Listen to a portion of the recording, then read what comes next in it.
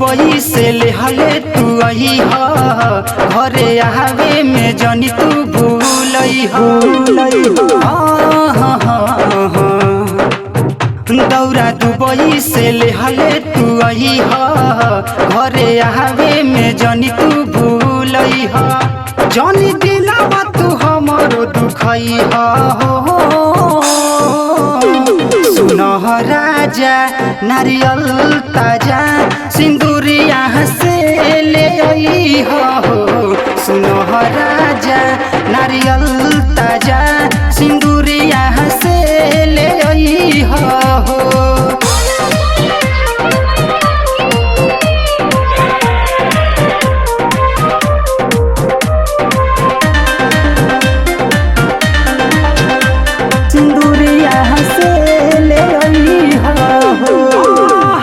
के बड़ा बाटे नाम हो मीठा मीठा ठेकुआ के बाटे इहा काम हो हाजीपुर के लावा के बड़ा बाटे नाम हो मीठा मीठा ठेकुआ के बाटे इहा काम हो आवे में तेरा जो लगई हो सुनह राजा नारियल ताजा सिंदूरिया से ले आई हो सुनह राजा नारियल ताजा सिंदूरिया से ले आई हो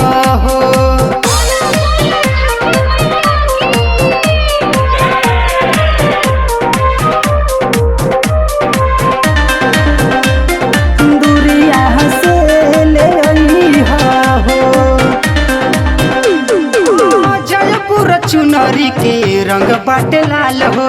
छपरा शिवनवा में भीड़ के बजाल हो जयपुर चुनरी के रंग बाटे लाल हो छपरा शिवनवा में भीड़ के बजाल हो हाथ जोड़ी मन लगई हो सुनह राजा नारियल ताजा सिंदूरिया से ले आई हो सुनह राजा नारियल ताजा सिंदूरिया से ले आई हो